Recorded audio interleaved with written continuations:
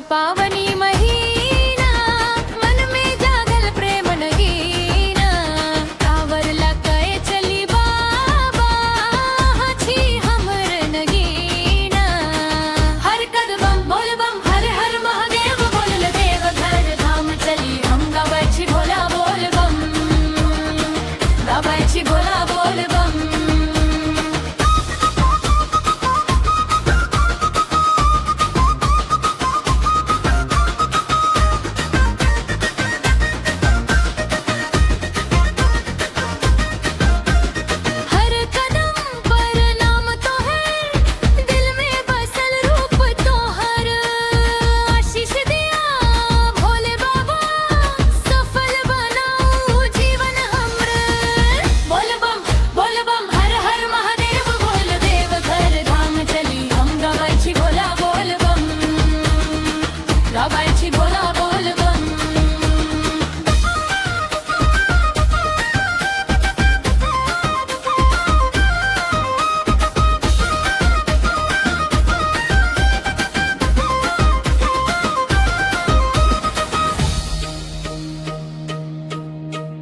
सावन क पावनी महीना,